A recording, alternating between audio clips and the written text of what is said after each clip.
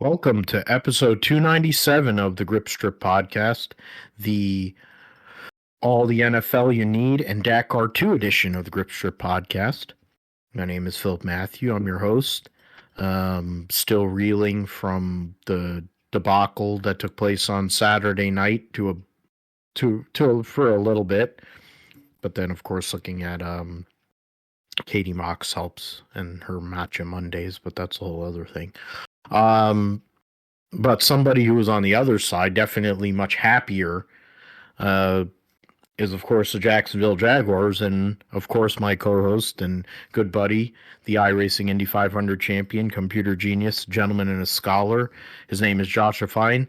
His Jacksonville Jaguars get to host the Buffalo Bills on Sunday afternoon.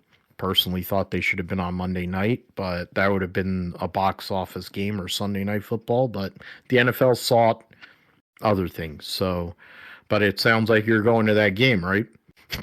Yeah, I am going to that game. I found something earlier today to go. Somehow managed to find some tickets that were, decently priced. For the market and everything, and definitely below what they had been selling at all day. So, yeah, definitely a better option for that. So, yeah, I just found a single ticket, and everything. So, yeah, we'll be there on Sunday and be able to go. So, yeah, excited for that, and everything. So, yeah, welcome to Jacksonville for all the Buffalo people who are actually transplants, by the way. We'll throw that in there. Most of these people are transplants from elsewhere, and stuff like that. So, yeah, ready to get into it. Yeah, excited for these NFL playoffs here, and of course, everything else motorsports wise that's happening here in January. Yeah, we're going to spend a lot of time today talking about the NFL. We're going to talk about the playoffs. We'll make some picks, actually, probably. That's what I'll add in there on the outline. We'll make some picks like we usually do during the racing season. We'll make that segment here. Also talk about Black Monday and Tuesday for coaches and GMs. We're on 7 jobs now in the coaching realm in terms of head coaches. We have a bunch of coordinator jobs open too. So talk about that. Kind of can get a quick glimpse at the first few picks of the NFL draft as well. And we'll talk about Steve Phelps. Discovery did old Stevie in, and I guess he probably should have went and ran off to the PGA Tour when he had a chance. But Phelps, maybe he was one of those people that Tony was talking about way back when that was diametrically opposed to what everybody who was in the industry was saying and the fans were saying. But we'll talk about his ouster. They should get rid of SOD too, but I think he's too deep because I think he's probably licked Mike Helton's balls and ass, and that's probably part of the reason why he has an existence. But get into that, all the NFL. We'll talk about the Dakar Rally. Formula E will actually be on this weekend at Mexico City. Chili Bowl's coming up soon. Got some other news in regards to NHRA's 75th year and the 75 greatest drivers they've had. We'll do the picks, as I said, NFL wild card weekend picks. Josh will let us know all things going on iRacing, gaming, and sim segment. We'll call it a day. So yeah, the news that came out, and first before we move forward, Michael Printup, who had been a long-time president of Watkins Glen International Raceway, was a president of the SVRA, Sports Car Vintage Racing Association, and which runs a Trans Am series. He had passed away or last week. He's somebody who was well known on the socials, in LinkedIn land for racing fans. Somebody who understood the sport very, very well, and obviously, after his long time involvement with ISC and working at Watkins Glen International Raceway, was able to connect with Scott Borchetta and SVRA and that whole deal, that hullabaloo, as or hubbadoo, as uh, Mad Dog Russo would say. But not trying to make a joke there. I mean, Michael Printup was one of the best at what he was doing or what he did, and he'll be missed for sure. We need more leaders like that understand, that care about the sport. Like we talked about last week on the on episode 296 of the GSP. But yeah, I mean, the big news of today was Steve Phelps left, let go, whatever. He had been, wow, he joined NASCAR in 2005. Wow, that is crazy.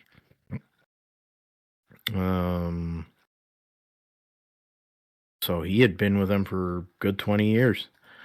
And I mean, the reality of the world, we can talk about a lot of the things. He had been a face of the sport for a while and taken a bigger um bigger role in recent years, going, and they said that among his most important priorities been welcoming all fans into NASCAR. That's interesting. His other achievements include the integration of NASCAR's landmark merger with ISC, which is their own thing anyway, launching the record-setting next-gen race car, many other accomplishments that position the sport for continued success, which they're saying like with media partners. So that was his quote there. Yeah, so they basically, SOD is going to take over his role in the interim, and I would assume that would probably be a pretty, at least for the first few months of this season. I don't think we're going to hear anything about that. But I mean, when it comes down to it, for Phelps and SOD, we talked about those two guys a lot for the whole entire time that we've done this show. The good, the bad, the indifferent about what the sport is. We said that last episode ad nauseum. But the thing that he did that I guess he didn't think was ever going to come out, and I believe should be part of the reason why they should be making further changes at NASCAR, a la getting rid of SOD, is the fact that in discovery during this lawsuit, the NASCORT lawsuit, we saw what these guys thought of the other side, meaning what these guys thought of the owners and some of the people that were involved in these negotiations. O'Donnell has been in it a long time. He's been around, and I think that's fundamentally why. And I think he was brought in by whatever, he knows somebody, or I think he was a Helton guy. I mean, I've never understood what the point of Steve O'Donnell was. I've never thought he's done anything of great significance. Maybe they'll say, just like they said with Phelps, that he has. But I look at when Phelps came into the sport, 2005. And like Josh, you came in, you were in and around that era. That's when you started kind of watching the sport. That was peak TV, first TV contract, first time, however many years of the Fox NBC contract. NASCAR at that point was probably at their highest in terms of fan base, in terms of reach, in terms of connection. They were selling out Indianapolis pretty good when Tony won Indy. You know, like they were selling out 1.5 mile racetracks. This is when the guy came in. We're 20 years later, and they got tarps around 3/4 of Indianapolis. They are lucky to have 100,000 people at Indianapolis Motor Speedway for the Brickyard 400. They had even moved the race to the road course. Chicagoland was closed. They only just brought it back because they got rid of the street course. You know, like, you want to talk about growth of a sport and how he's helped do all these things. He was part of bringing in the Gen 7 car. Okay. The fact is, Jim France wanted a GT3 car basically out there as a stock car. Jim France owns the whole thing.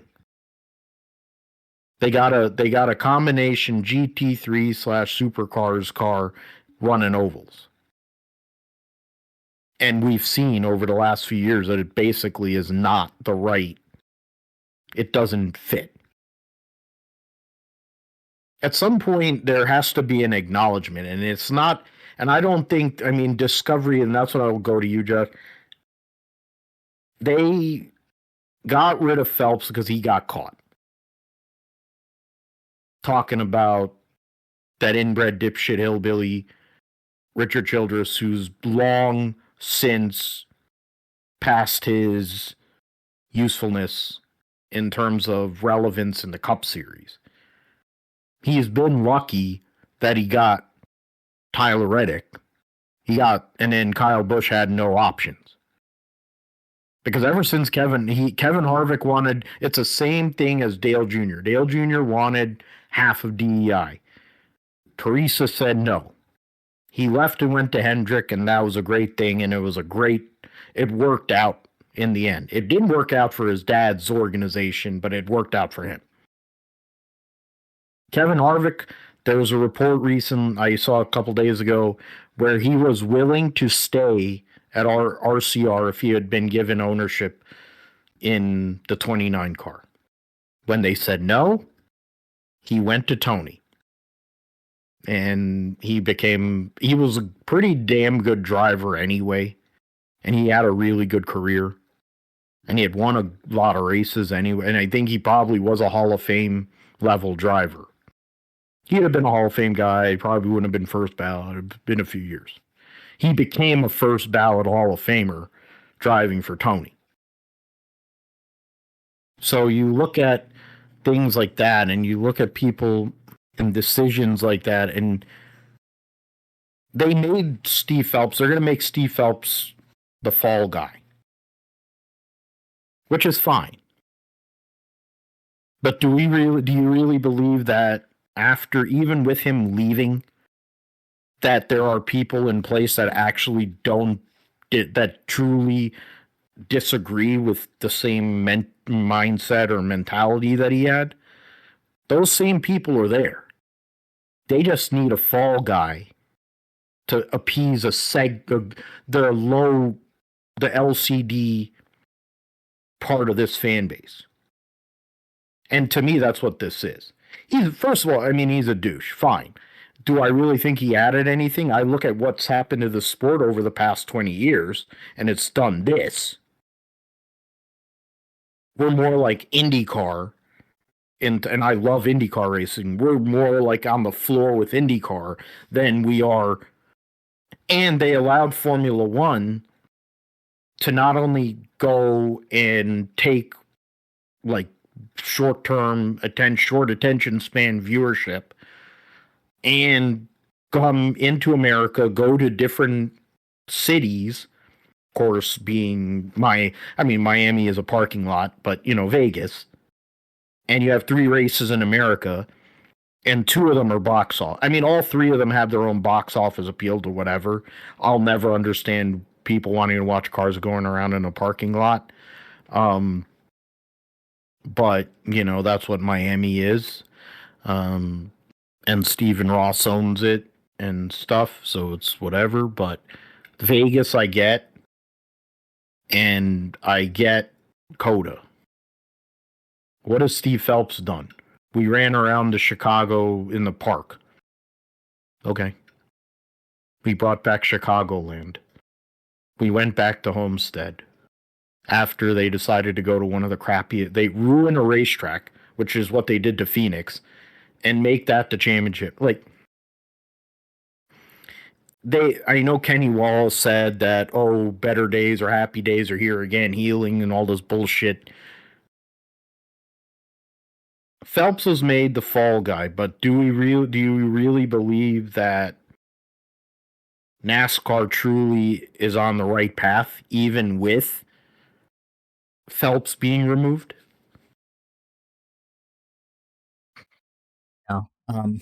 It's I mean, yeah, sure. There's things that look interesting now that the lawsuit's been settled, but I mean, it's still a fairly much a retraction. And I mean, to even add on, like you said, we're kind of on the level of IndyCar. I mean, yeah, numbers wise, the NASCAR is still the like total audience is still greater than what IndyCar is, but Fox, it looks more heavily invested in IndyCar right now than NASCAR. NASCAR seems like an afterthought, and you're seeing Pato Award. I mean, obviously they're promoting the Texas race at Dallas Cowboys Arlington Stadium there, right? But you got Pato Award on Fox with Jerry Jones, things like that. You're not seeing like, I don't know, who's a good personality in NASCAR like Bubba Wallace or Joey Logano or even the champion Kyle Larson or anybody like that. Like, you're not seeing them get like really promoted to that level or anything like that during another mainstream sports show. Like, yeah, Fox has the Daytona 500, but they're not really showing. I mean, they'll probably show the Daytona 500 some, but you can tell the difference in what Fox is, how they're promoting IndyCar currently right now. Even with the Indy 500 months away still, they're putting more effort in promoting that, where they have like these little like blurbs for NASCAR. They don't really like explain or do anything and everything. So that's one thing right there, is that kind of shows you how they've managed things for NASCAR, right? And then now obviously there's been a lot of retraction. I mean, you mentioned all these other racetracks like Indy, lower attendance for NASCAR compared to the 90s and early 2000s. Losing different tracks like Chicago. I mean, Kentucky also, right? Even though that's an SMI track, right? It's basically now a parking lot for clunkers after COVID happened and all that stuff. So that place is basically looks like it's in decent condition, but still it's not on the schedule anymore.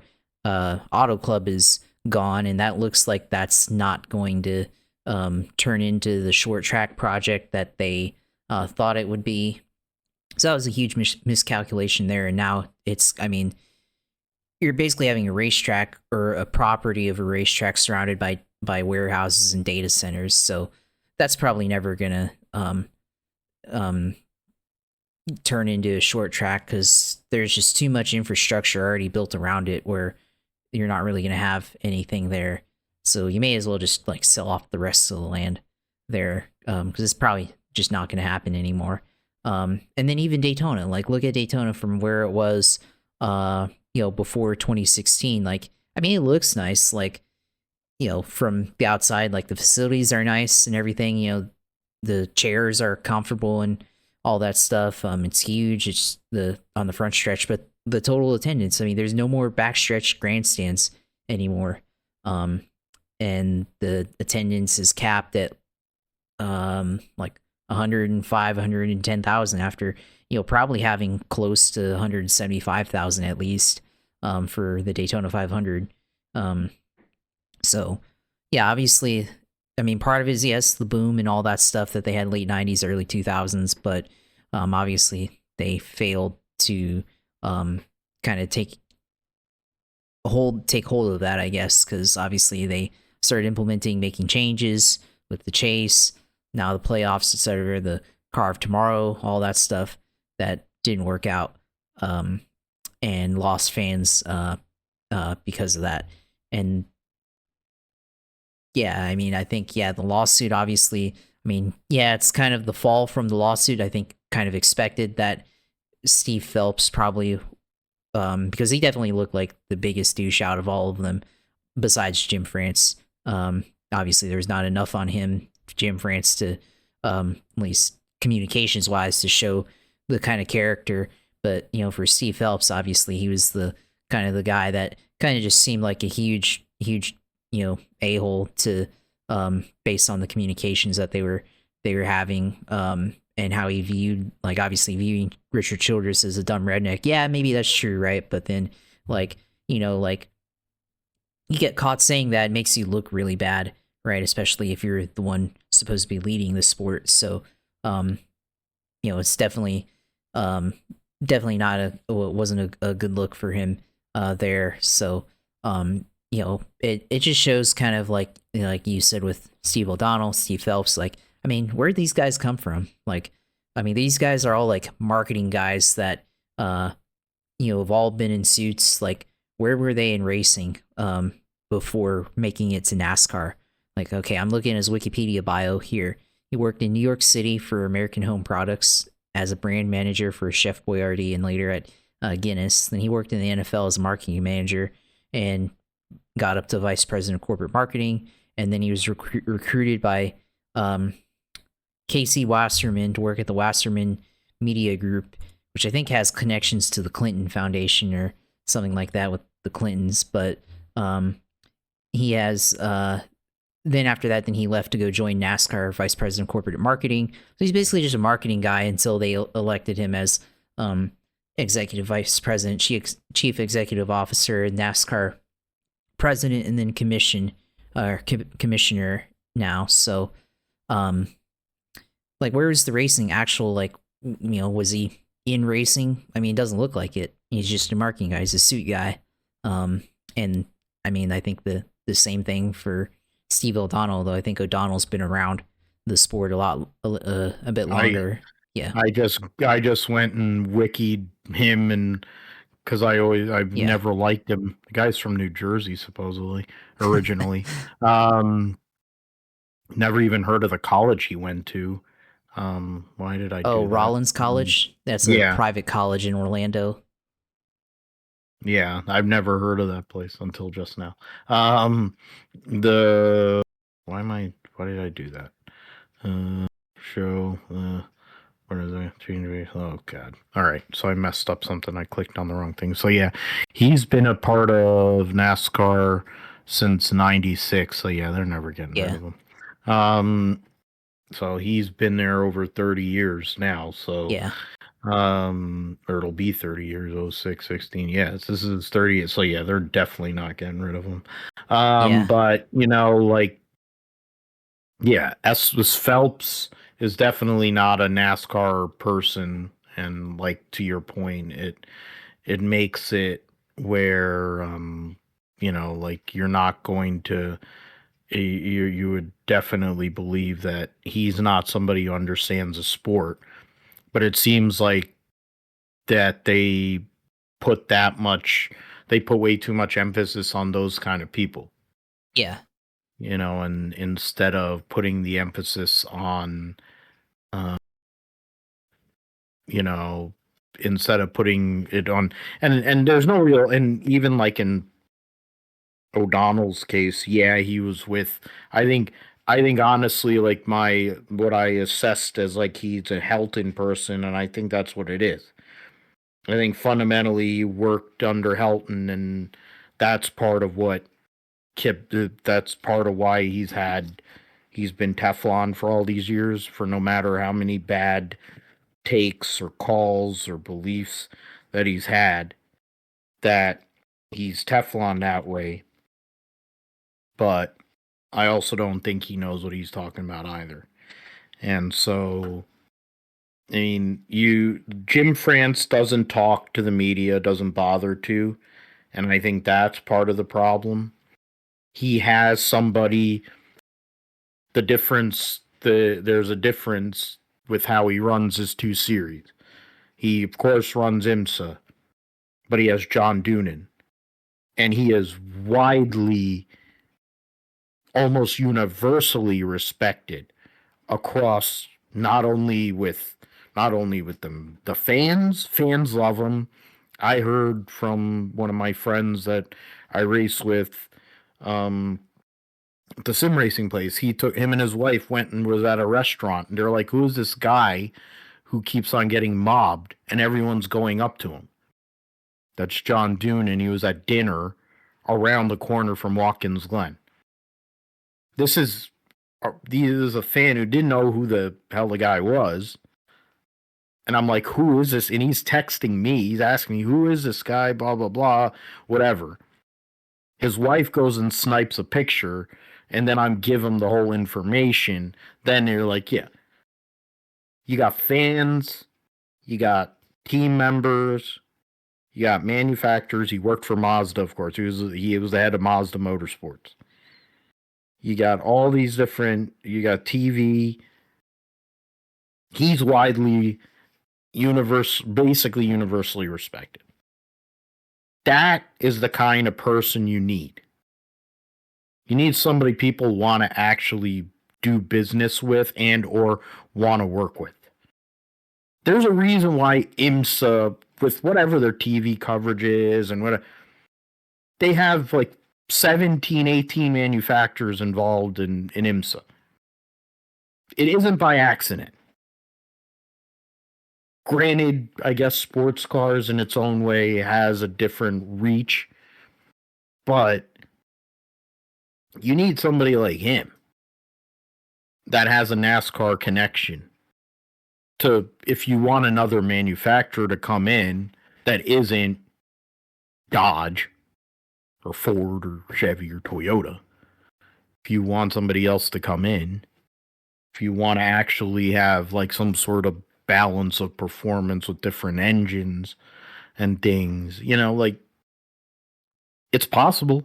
There are pieces, but I don't know. I think it's all a cover for greater issues that NASCAR really has, and they're not fixing those in a manner that is conducive to a lot of the fans. And I don't care. They can go and release news every day or every other day, like Herman said they're going to do. As long as they keep the Gen 7 car, as long as they keep, making the prices so high for going to these races, when you consider sponsorship the way sponsorship is, and now that, now they're treating them like they're a franchise model and that they're going to be worth like $100 million a piece. What is it to Carl Long, the Carl Longs of the world, and regular people to show up when you're not going to pay out? Yeah. So we'll see what happens. One more thing on that I did want to say. So, yeah, I mean, I remember reading like somewhere, like during lawsuits, reading on Reddit, and I think someone on Reddit had said like the lawsuit kind of shows that all the people working at NASCAR, like, they don't really have any experience in racing outside of NASCAR, and kind of goes back to my other point that I was saying earlier, like, where's these guys' experience and everything coming from? And I mean, like, why haven't we hired back, like, why hasn't NASCAR hired back like people like Jay Fry from IndyCar, right? Because Jay Fry was in IndyCar, or not in, well, he's in IndyCar, some involvement there right now, or was. Ray Hall Letterman Lanigan now. Right. And I mean, he was involved in IndyCar for a bit now. I mean, was on for the series, worked for the series. Yeah, and he wasn't involved in NASCAR prior to that, right? With I guess what used to be MB Motorsports that merged into Motorsports, DEI. Yeah, that connected. He was connected with Rick Hendrick, of course. He was a marketing guy, and I think he was connected with Hendrick, and then I think that's where the crux of that with what do you call the guys that Jay Fry was with, those now the MB2. Those two Bowers and a couple other guys is why that team came off. But yeah, it's a great point. But keep going. Sorry. No, you're good. Yeah, I mean, so yeah, at that point, and then I mean, you look at what IndyCar is doing right now. I mean, um, with their officiating, right? They hired Ray Evernham, right? I mean, yeah, it doesn't have any like major open wheel experience or anything like that, and they hired two other auto executives for their um official, I guess, independent officiating boards. So just the overall point there, you've got to hire other people from racing to figure out like how to rebuild the sport and everything like that. And like NASCAR should, Formula One's obviously exploding right in popularity. I mean, why hasn't NASCAR like tried to hire away somebody from Formula One or something like that to figure out how to get things back in the right direction, that could actually capture the attention of the people. What are you No, saying? Gunther. I said Gunther Oh Steiner, yeah, but I just thought about it, and then he owns Tech 3, the MotoGP team now. He's part of that, so that's MotoGP's game. yeah, yeah. So I mean, yeah, just stuff like that in general. I mean, you have all these other series that are growing, like IMSA, which is basically owned by NASCAR. Like it feels different being at an IMSA race than it does a NASCAR race, right? There's just a different energy there. I mean, the NASCAR races that I went to, like, I mean, Phoenix seemed to have pretty good energy. Daytona the last couple of years, but overall, just like even being at the Rolex 24 versus the Daytona 500, like it just felt like there was different energy at the Rolex 24 than the Daytona 500. So, there's obviously that shows you just the job that the Steves and whoever else, Jim France, etc., they should replace him with Ben Kennedy or something like that, like Jeff Gluck suggested last month. Like, yeah, that's just an example of the job that they've done in the last 20 years. I mean, the reality of the world is Ben Kennedy drove, and then Pete cratered um, Kenzie Rustin's career because she dumped him for Daniel Hemrick, but then she wanted to actually be with a race car driver. She didn't bank on the fact that he was going to kill her career, but the he's been groomed for this job, and he's been trying to take angles and do certain things.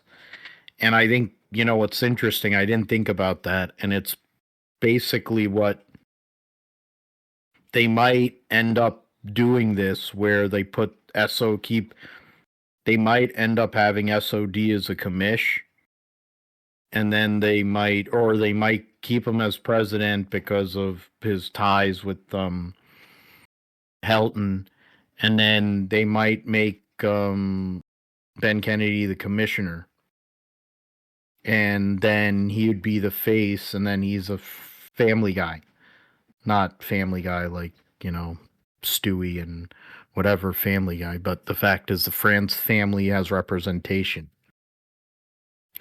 and then he understands the sport in the sense that he comes from it. It was his dad, or or his mom, and uh and then also like his uncle, and his grandfather and great grandfather and whatever. But like that might be a thing, and I think that I didn't think about that until you just brought it up. So it's a good point, really good point. And that's probably what they're going to do. To be fair, they need to, for all these years. I mean, even when BZF was doing his stupid crap, there were people that were behind there, at least for a while. They had Robin Pemberton there that wasn't from the family but understood the sport. You had other people in the sport still. So I think that probably is the angle.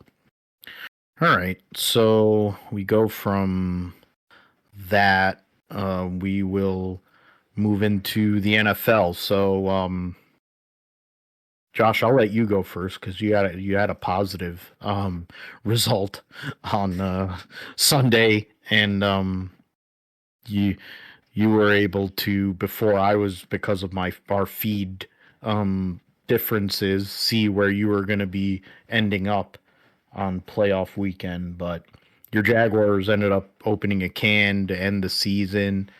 Liam Cohen and James Gladstone. You were able to hit on both of those, which is a huge win. I think that's as big of a win as anything. I mean, the fact that you made Trevor Lawrence look like what everyone thought he was going to look like too. Um, and that's with the absence of the guy that you traded up for multiple picks, the number 2 overall draft pick, the Heisman Trophy winner. And you also had a in with why am I forgetting his name? Um, for um your your number 1 pick this year, Travis Hunter. Travis Hunter. Yeah, there you go. Thank you. And then Brian Thomas Jr., who's had a regression. In the end, you were able to trade for a wide receiver, and you were able to find another one. So now you have Jacoby My or Jacoby. Is that right? Yeah, Jacoby Myers and Parker Washington, along with Brian Thomas Jr. And now you have this huge receiving core, and you're probably one of, if not the hottest team going into the playoffs. So, what are your thoughts after a successful end to the season for your Jags? Yeah, I mean, I think 8 in a row. I mean, it's a huge winning streak to go into the playoffs and be the 3rd seed. I mean, man, it shows you how tough the AFC has been this year when everybody but the Steelers had 11 wins. I mean, that's a pretty tough playoff field on one side of the conference. But yeah, for Jacksonville, closing out. I mean, Titans have been bad the whole year, so I didn't really think that game was in much of a question. I mean, early on, I mean, it seemed the Jags' first drive, they had a bit of a struggle, and then the game was tied 7-7, but then the Jags just scored 41 unanswered. I mean, was at my parents' house watching it on TV with them. Even I probably should have gone to the game, but I guess I'm going to the playoff game instead. But my dad is like, "Oh, they need to score 41," and I guess maybe the prognosticating comes from somewhere because they scored 40, they scored 41, and I was like, "Oh, they scored 41 like you said they would." So, yeah, they, I mean, scored every which way possible there. They got banged up a little bit too in the middle of it. Parker Washington got knocked down once, and I think Cole Van Lanen, the offensive lineman that he just re-signed to a big deal, got injured a bit. But everybody seems like they're okay, they're healthy, so that's good. Glad to not come away with any major injuries throughout the season. So I mean, the only one that was really significant injury wise was we've had a couple of injuries, but I think obviously the biggest one that was most impactful that kind of led to the Jags improving was Travis Hunter there with the injury that he suffered in the bye week on practice, or coming off the bye week in practice. So the Jacoby Myers trade unlocked the offense because they needed a guy who could do the intermediate stuff, do the dirty work in the middle of the field, and catch balls. And that kind of allowed, freed up Brian Thomas to do what he's really good at, which is be that vertical deep threat. And you'd think, obviously Brian Thomas, with his skill set, that they would really feature him in this offense. But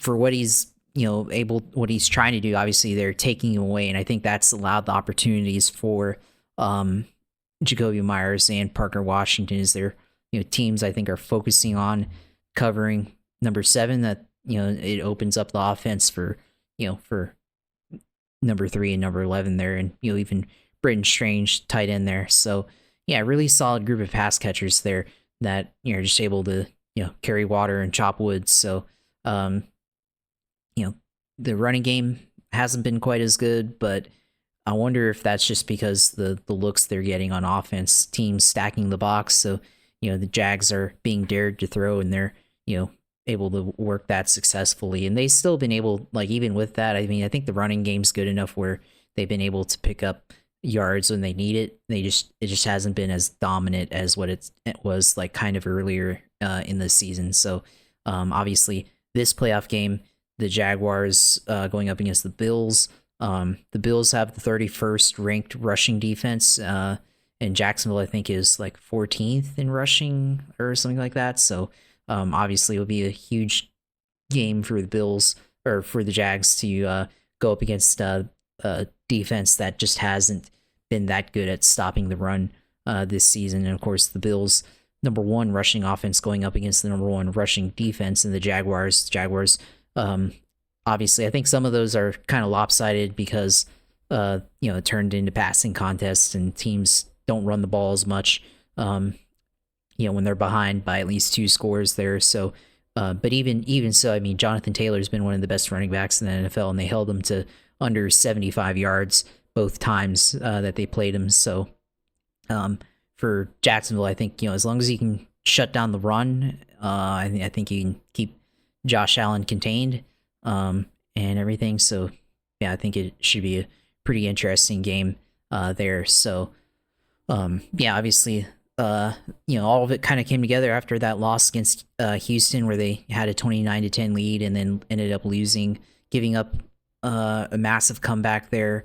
I think it was 29-30 initially before final score ended up being 29-36 because of the final play. Trevor Lawrence got the ball knocked out of his hands and they returned it for a touchdown. But and even that one, they could have come back because Trevor put him in position, but they had a penalty that cost them 5 yards there, and then they weren't able to get down the field. So, the Jags have been resilient all season for the most part. So, if they do go all the way, right, I mean, I think the matchup would probably be the Jaguars, the Seahawks, the 49ers, if you guys can get past Philly or the Rams. So, obviously, we handled you guys in Santa Clara. The Seahawks, they kind of got manhandled, and then in Jacksonville, and then the Rams kind of took care of business against the Jaguars in London. But I think that one was more of a case of the offense having issues converting on fourth down or failing to convert on fourth down a bunch, and then the offense failed to be able to do stuff against the Rams in that game. So that game probably could have been closer if they didn't make so many mistakes there. So it's gonna be interesting. So I think they can go all the way for sure. So be really excited to see how Sunday and the rest of these NFL playoffs play out. But I think the biggest thing overall is the resilience and the fact that Liam Cohen giving them an edge. I think Trevor Lawrence kind of didn't really give off that type of mindset before, because obviously seemed like a very chill, kind of relaxed guy, obviously.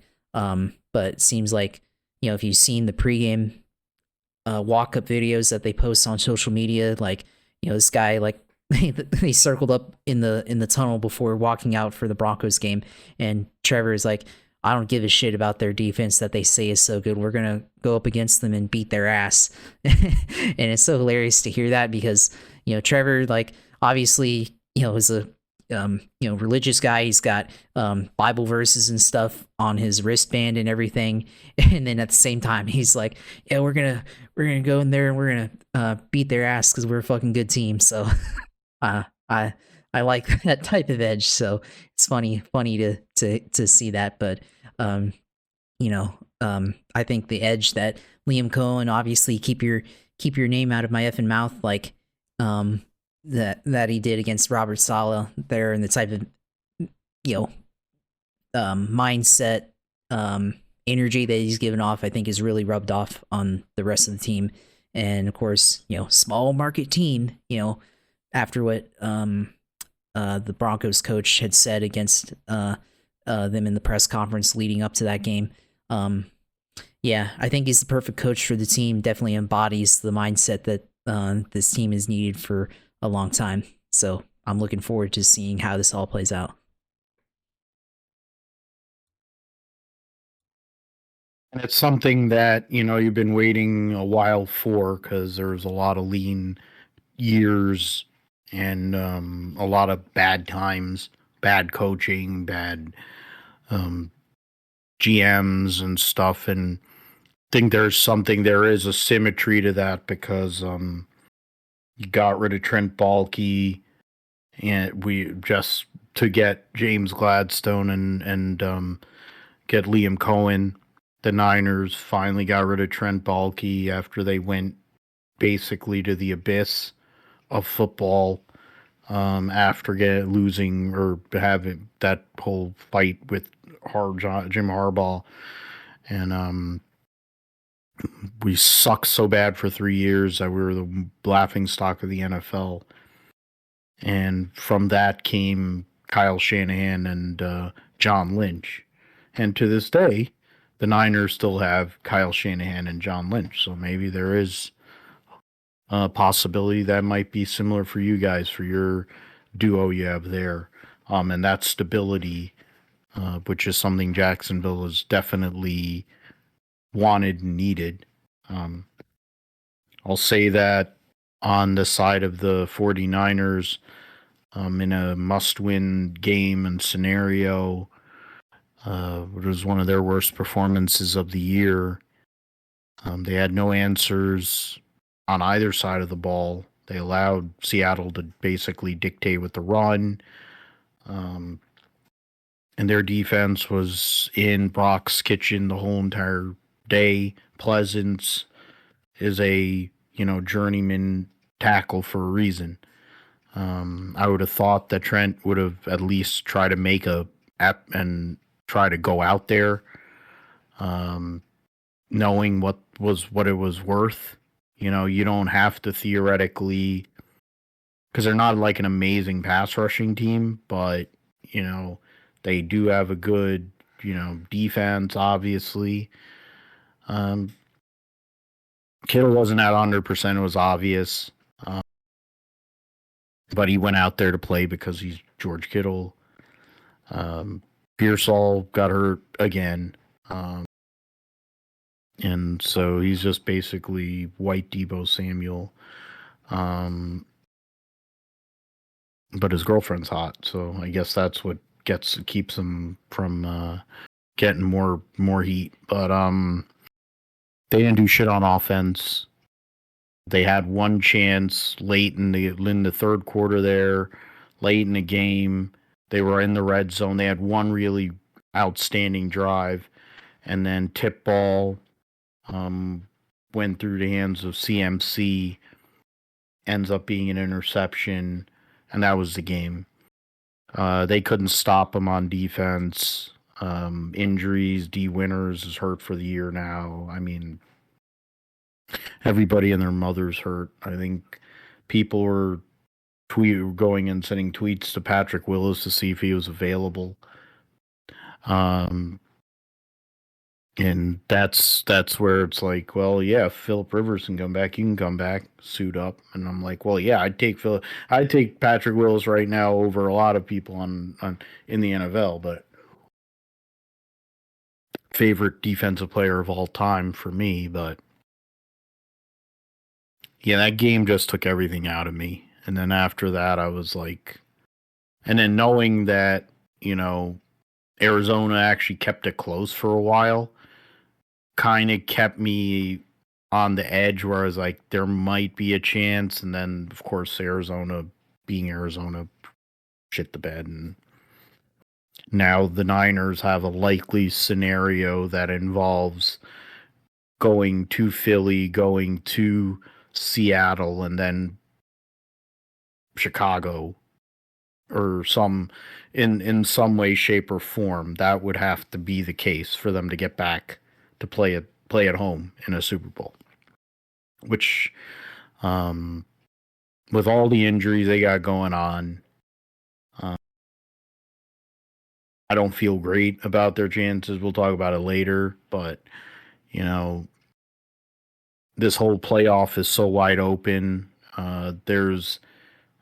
I would say that among the 14 teams, I could say that there's likely I would say that there's a high likelihood there's probably about, I would say, at least 10 of those teams, 11 maybe, that could pull it off. I do include the Niners in that, but it's very tenuous.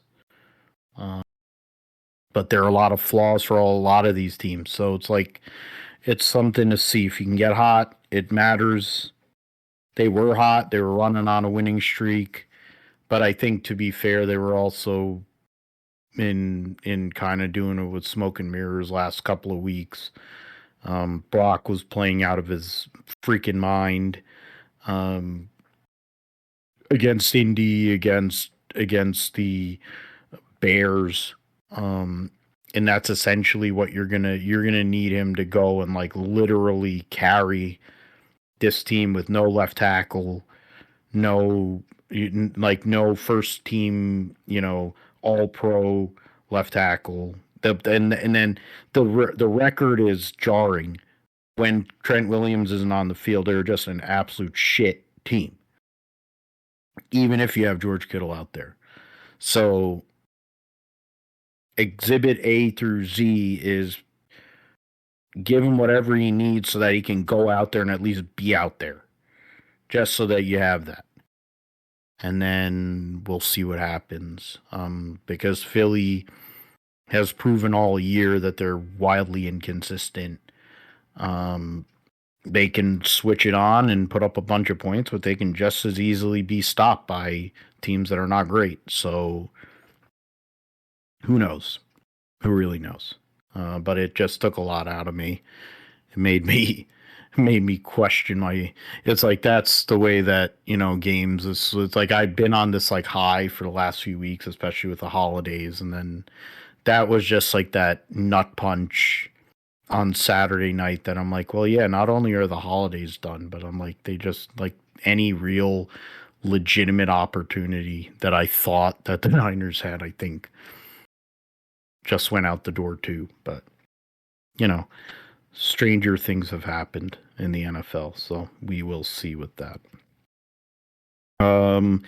In terms of the trying to go and do that. What is that? Free engraving of the 19 current per yeah, no, that's not what I was looking at. So for we were looking, yeah, so the playoff matchups. So yeah, let's do playoff matchups. We'll make our picks though later. First matchup of the weekend will be Saturday, 4:30 on Fox. That'll be Rams going to Carolina, the 4-5 matchup. And then the this why is it that way? Okay. The I don't understand why they're showing it that way. The and then in the NFC so they screwed that up. Oh, I see. And then the Packers and the Bears, a 2-7 matchup, will be on Prime on Saturday night. So somehow or another, if the Packers get off the deck and were able to pull something out of their butt, beat the Bears, they would be going to Seattle. Because I would venture to say the Rams, that they lost to the Panthers earlier this year, so there is that. Then on Sunday, 1:00 will be Bills going to the Jaguars. The 4:30 game that'll be on CBS.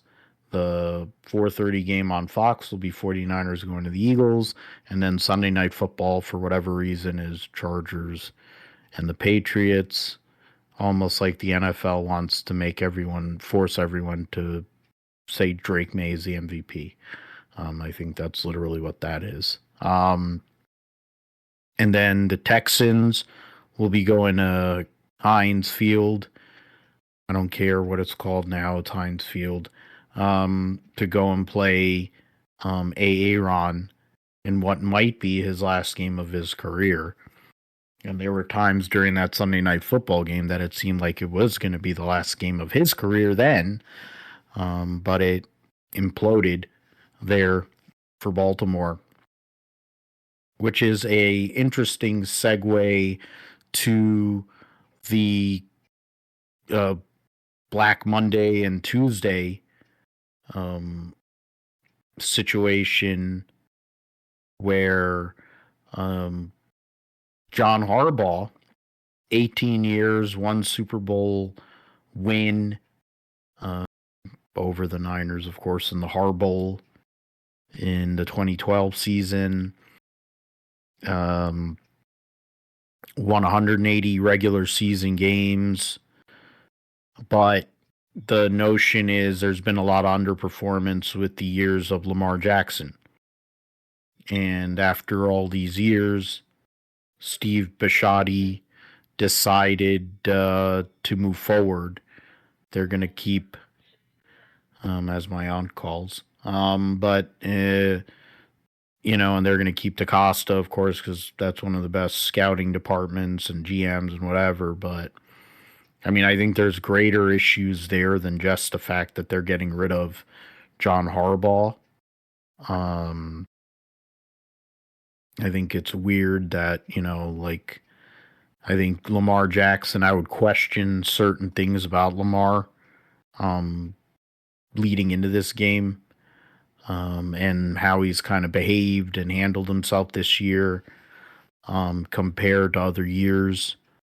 I forget which video I was watching earlier where they were making it. I think it was Florio who goes and says, was it like Denver way back when John Elway said it's either me or Dan Reeves, and what do you call the old owner, I'm forgetting, Pat Bolin or Pat, yeah, went and got rid of Dan Reeves, and that led to, I think, a year with the Jellyfish with Wade Phillips, and then that then led to Mike Shanahan.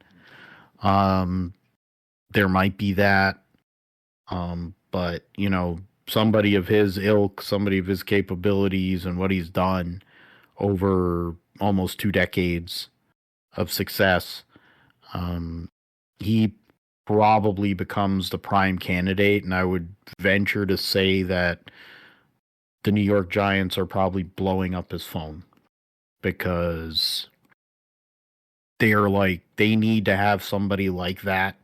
They've taken a lot of first-time head coaches over however many years since getting rid of Tom Coughlin. But you look at, they took a chance on Parcells and it worked. But then after that, it was a lot of bad. They got, what was it? I'm forgetting what the guy's name was that they went to the Super Bowl, Jim Fossil, because his brother is still in the league, John, as a special teams coordinator. Jim Fossil. Then after they got rid of Jim Fossil, I think it was hard. It was there was somebody there, I think, in between that, and then they picked up. They went with Coughlin, and Coughlin was in bad shape, and then he changed some things, and then it changed to where now he's a Hall of Famer. But you have the Giants, of course. They got rid of Dable a while ago, but they still kept the GM. Cleveland got rid of Kevin Stefanski, but they kept Andrew Berry. You have the Atlanta Falcons got rid of both Raheem Morris and Terry Fontenot, the GM. Arizona's gotten rid of Jonathan Gannon, but they didn't get rid of Austin Ford or whatever the hell his name is. Tennessee has kept their current GM, but they got rid of whoever their coach was. I forget what the hell his name was. And then, of course, the Raiders are keeping their GM in Spytek, and they have the number 1 overall pick, which for all intents and purposes, everybody thinks and knows is going to be Fernando Mendoza. Um, but, they get rid of Pete Carroll. So now they're on their third coach in 3 years. You have some of these other teams that have had a little bit of turnover. Cleveland had kept it, quiet for a few years with that. There's been a lot of turnover, a lot of BS going on there. For you, Josh, you were in this a year ago, and you really didn't know for sure where it was going. You hit on both, so you come from, but you also have seen the bad of some of these GM and coaching hires. I can say the same. When I used to be a Jets fan too, I can even say that too. But I mean, when I was a Jets fan, they were actually decent, for the most part, for what they are. But like they weren't absolute jack shit like they are now. But the Niners had they were the last 26 years. I think we're split half and half in years that were really, really good and have been really, really bad. The early 2000s, the Niners, after Steve Young's having to retire, there was a couple of years with Jeff Garcia where they were really good. 02, 03. That was when Mariucci was there. They got rid of Mariucci. That went to hell. Mike Nolan was around wearing suits and shit, but they sucked. Then they sucked for a long time. They sucked for a better part of the second part of that decade. Got Harbaugh. They were great for 3 years. Won all 4 years. That fucking Balky won the power struggle, and they went and shit the bed for 3 years. And now we're here, which has had the first 3 of the first 4 years were lean with what do you call Shanahan and Lynch, but they got really, really lucky with it in a sense that they were able to get a quarterback at that time that fit the bill. Then they were able to get, Bosa for whenever he's alive, and when he is alive, he's a great player, but it isn't all the time seemingly. Hit one Super Bowl, go into tank again. They've whiffed on a lot of picks. This last draft they hit on a lot of picks, but that might be the first time in a long time that they did. The fact of the matter is there's something to speak to stability. While there are things that I can pick apart about what the Niners have done on and off the field for the last 8-9 years, whatever, at least there's stability. The Niners before that were a joke. No matter what happens on Sunday, they're not getting rid of either of those guys. The Niners have a quarterback, and Jaguars have a quarterback, and they have players on both sides of the ball. I wish I had like Trayvon Walker or Josh Hines Allen on defense. It would be great, for sure. But like that's the thing. You look at these teams that are out there outside of Baltimore, which I mean, I think there's a lot of pressure to have to go and replace a guy who's won a Super Bowl, did 18 years there. Because I think John Harbaugh, I don't know if Bisciotti hired him. I think Bisciotti bought the team like a couple of years after that. I may be wrong, but it might have been a Modell hire, but it might have not been. He might have, but the fact of the matter is that's a job where there's a lot of pressure because of Lamar. You got a lot of big name players there.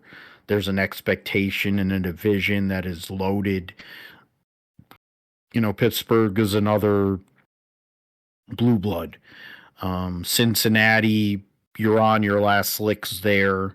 There's going to be changes after next year if it goes bad. And then Cleveland, you never know because they have terrible ownership. The Raiders have terrible ownership, and they're a rudderless ship, same as Cleveland. The Jets are too, but they're not going to get rid of Aaron Glenn because they'd have to pay him $45 million. And there's who the hell wants to take over that roster? Because I think there's a better chance that we could run all of us in our league, in our fantasy football league, and we could have probably played for the Jets. That's how bad the Jets were the last 5 weeks of the season. I mean, and this is just on Red Zone. It's not like I'm sitting here and putting myself through watching the entire game. I've never seen such little effort as what I saw from some of these players on the Jets during those last couple of games, like the New England game, where what the fuck, May threw for 280 and 5 scores or so on, and only had 4 incompletions. I mean, come on, man, it's ridiculous. And I mean, I don't know your thoughts on some of these jobs. I mean, to me, the Raiders, everyone's going to say because they get the number 1 pick, but it's the Raiders. Cleveland has really doesn't have a quarterback, and there's really no answers out there, either in the draft after the number 1 pick and in free agency.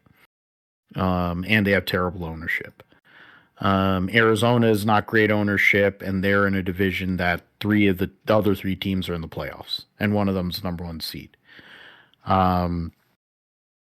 So it's a really bad, and they don't have a quarterback either.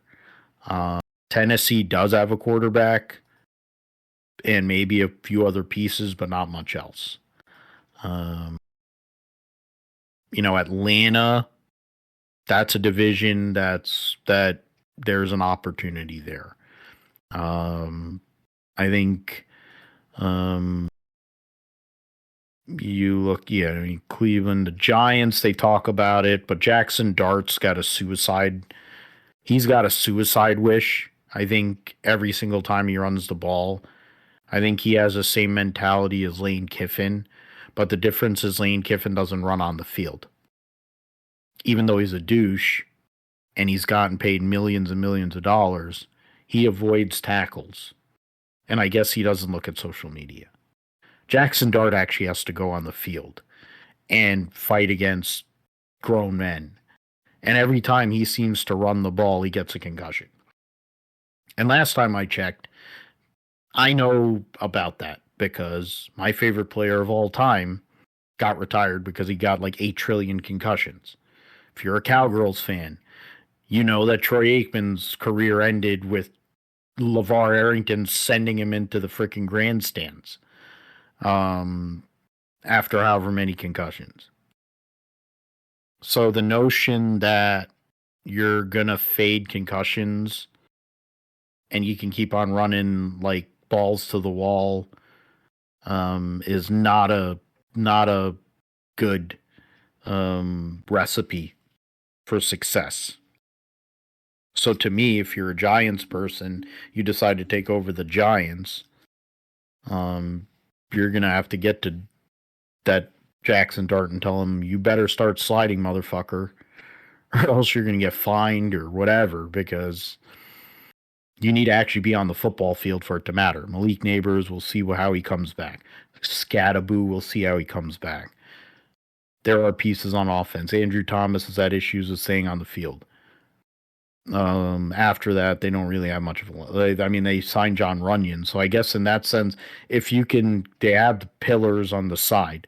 You need to get the interior of the line set up, wide receivers and running backs, adding additional pieces. Okay, defense, there are pieces on that defense. Some guys who have underperformed. Brian Burns is a really good player. Abdul Carter didn't have an amazing year and was not acting very well. So the fact is, it's an attractive job because it's in the New York, New Jersey metropolitan area. It's a name franchise. They've stunk for a long time.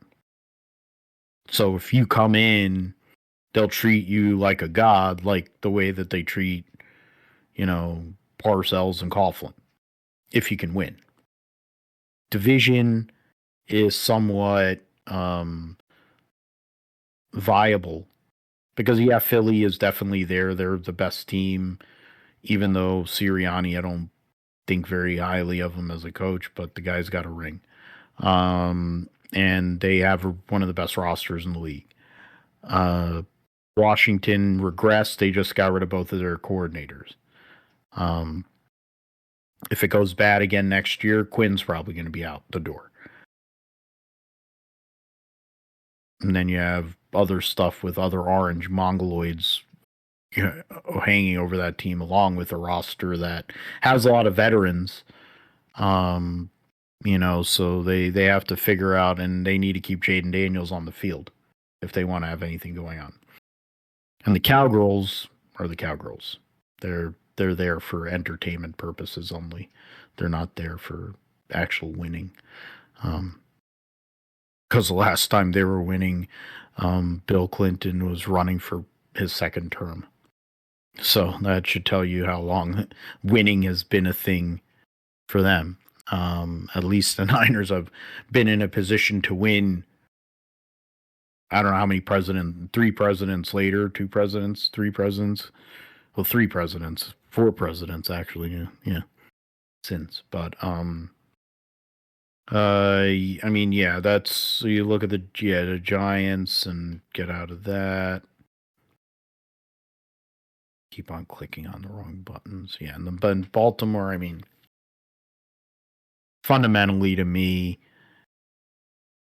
Lamar Jackson, you need to believe that he's the answer and he's going to play like the MVP Lamar Jackson, and that he can be a closer, which is not something he's been able to do in his career. And also, you need to be able to take a veteran-laden ball club and motivate them and fire them up, because they lost that game on Sunday. It's going to be hard for a lot of them guys to get off the mat. They do have pieces for sure. Really good roster, one of the best rosters, I would say, and maybe that's part of the problem. Theoretically, that roster, when you look at their wide receiver core outside of Zay Flowers, they don't have nobody. Mark Andrews is washed, so they have Isaiah Likely, okay. You have Derrick Henry, but you can't be banking on. They should have been banking on him, and this would probably not be a discussion, because New England wouldn't have won that game. They win that game, they win the division. But yeah, what are your thoughts on all these jobs? Yeah, I'll start with Baltimore. I'm actually not surprised by it, really. It's definitely a shocker, but I don't think I'm really that surprised to see that happen. I feel like, just feel like there's been rumblings of, I guess, fans being upset about how some of their games have gone, the last couple of years, and never making it into the Super Bowl and everything. I guess they felt like it was time for a change. I'm talking to one of my friends that was a Ravens fan, and he said he felt like some of the decision making by Harbaugh has been questionable over the years and everything, and it just always seems like the Ravens, like they always have some kind of collapse, whether it's in the playoffs, or not even really a collapse, but they always fail to make it to the next stage in some way, where there's they missed the playoffs here this year, a couple years ago, obviously AFC Championship game, and just was unable to make it a game with Kansas City, right, that they played at home. A couple years ago, 2022, I think Lamar Jackson got hurt towards the end of the season, and then they lost to the Bengals at home. 2021, they failed to qualify for the playoffs, right? And even some of the later Joe Flacco years, they just weren't really that good, or something happened to them, right? So, yeah, I mean, I think it's a surprise or a shock, but not a surprise that Harbaugh's gone. And you can even argue that maybe some of those years that they were good, that kind of carried by the coordinators that they had, especially on defense, right? Mike McDaniel has been really good, or Mike McDonald has been really good on the Seattle Seahawks and potentially a Super Bowl contender there, right? And here Harbaugh, the defense that they've had this year has been atrocious in some areas. Like you saw the game on Sunday night, right? It was fairly low scoring until the fourth quarter, and then everything just went bananas in that game.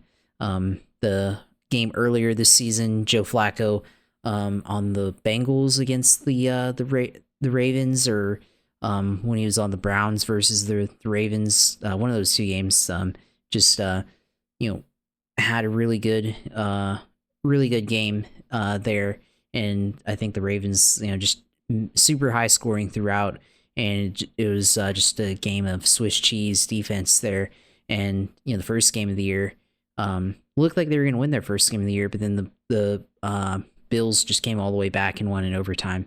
So yeah, there's definitely a lot of games this year that just didn't go the Baltimore's way, and I think that all kind of has led to this firing here today for John Harbaugh. So yeah, it's pretty shocking to see it, but you look at it like you could kind of see it.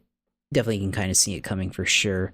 There, Cleveland. I mean, I guess it was coming. Cleveland, they've had a pretty poor record over the last couple of years, but I just felt like it was always because like they had a issue with coaching, or not with coaching, but with just the players that they had.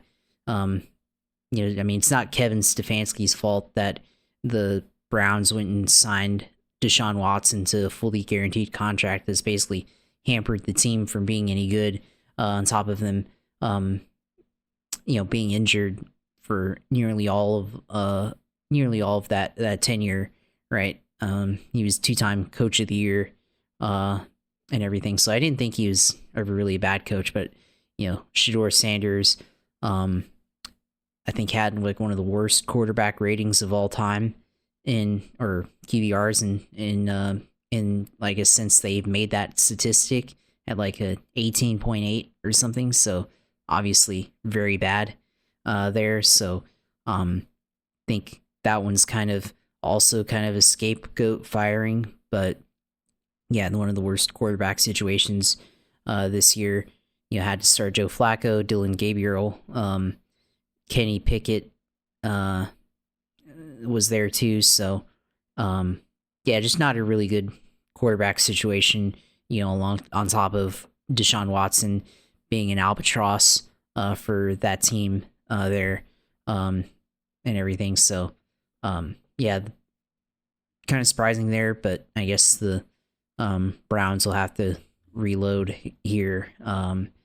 The Falcons, very interesting way to end the season. They ended the Bucks, who I think the Bucks should actually get rid of Todd Bowles, because I think there was a lot of times this year it seemed like the team regressed significantly for the Bucks, but the Falcons, funny how they were able to eliminate one team, and then they got rid of the GM and got rid of the coach. So now they look like they may be hiring Matt Ryan as a team president. So very interesting decision there to do that. But the Falcons, I mean, they've got I guess the mistake there was, signing Kirk Cousins to the big deal and then drafting Michael Penix. So yeah, obviously there's an issue there, but the skill positions, right? Bijan Robinson, Drake London, Kyle Pitts Jr. On there, Jalen Walker on defense for the Falcons. So I feel like the Falcons could be a quick turnaround, if they hire the right coach, the right people there, and everything. So that could be an interesting. I think that may, because I'm looking at the article here on NFL.com. Obviously, the number one ranked job opening is the Ravens. Then they have the Giants. I think the Falcons are probably like of those these coaching hirings that are open now. I think the Falcons might be the sleeper team here because they, low key have some pretty good pieces already there in place currently.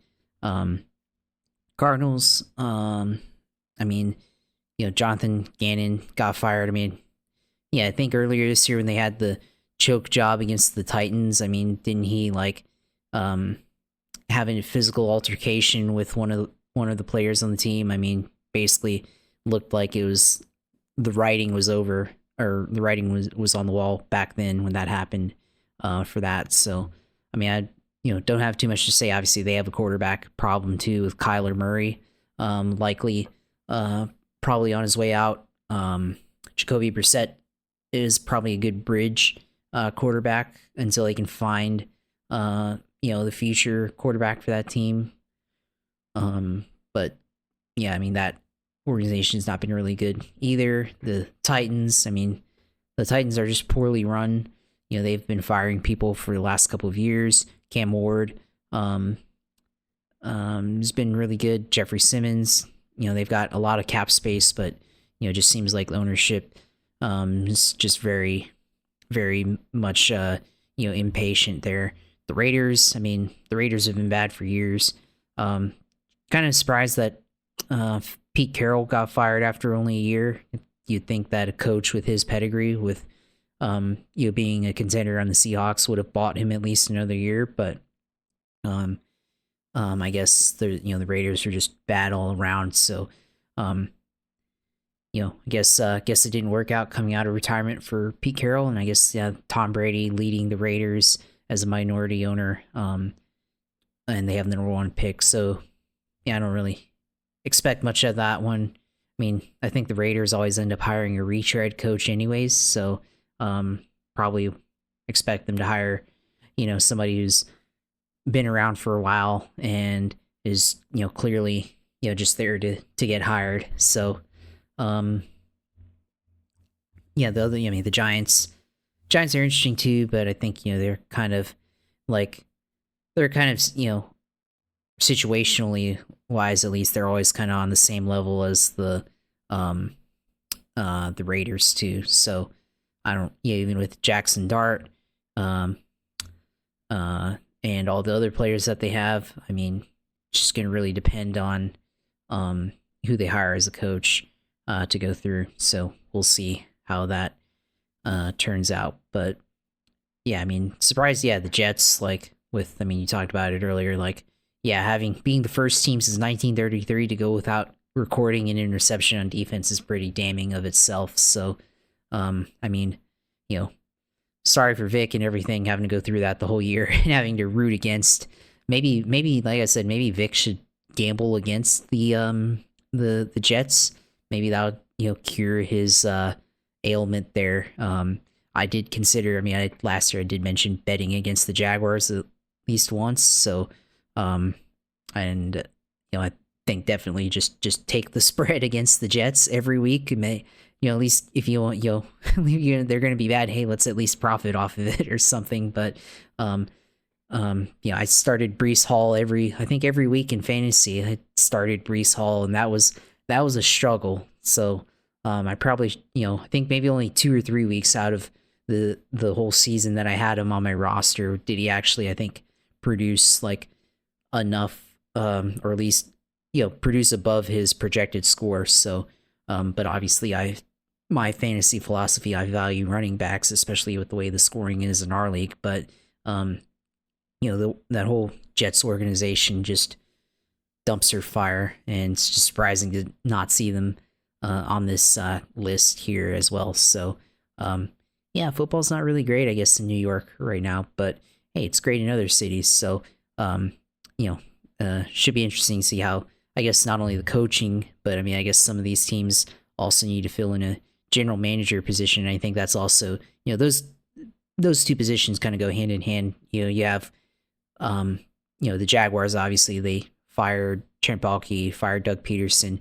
So now they brought in James Gladstone, and then they also brought in Tony Baselli back in as EVP, and Liam Cohen also. So all those guys kind of have a nucleus of decision making, and they're able to, build the team and have a certain mindset of what they want. And I think for some organizations, probably just need to clean house and do something similar to what Jacksonville did, and hire a coach and a GM that can pair well together and have a vision for leading the franchise and all that. So sometimes it just takes a whole organization to clean itself of the stench that's been building up for years. So maybe that'll happen for the Giants. At least looks like maybe their general manager could potentially also be let go as well. So yeah, I mean, be interesting to see how all these hirings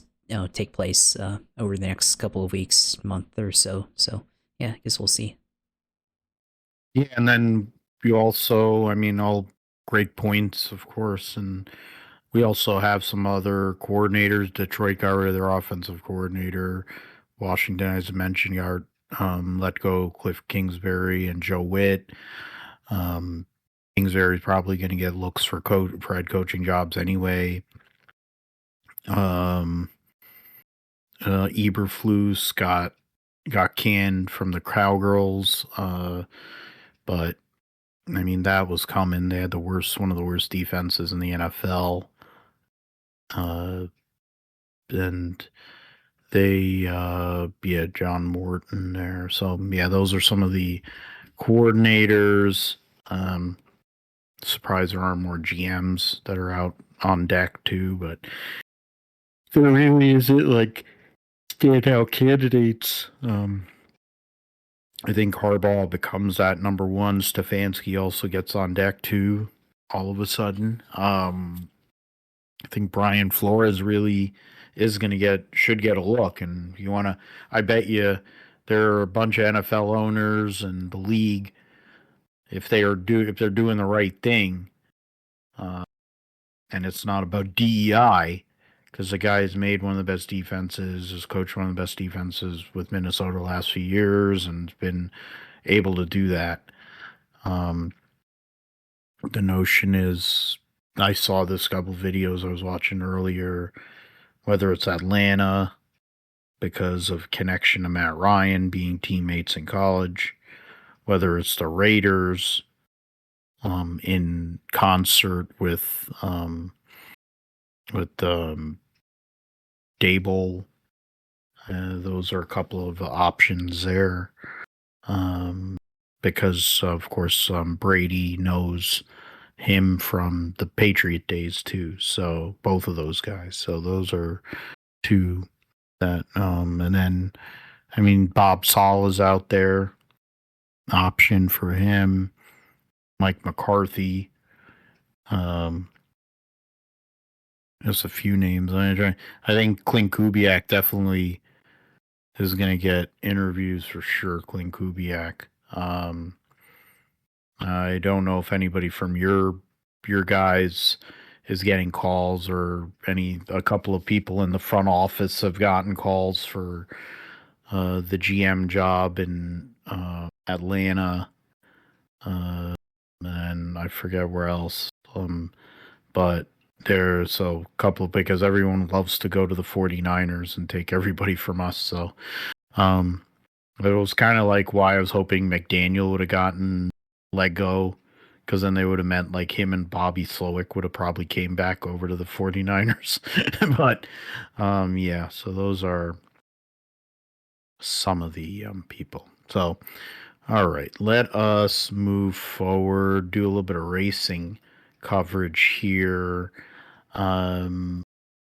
Dakar Rally taking place, stage 3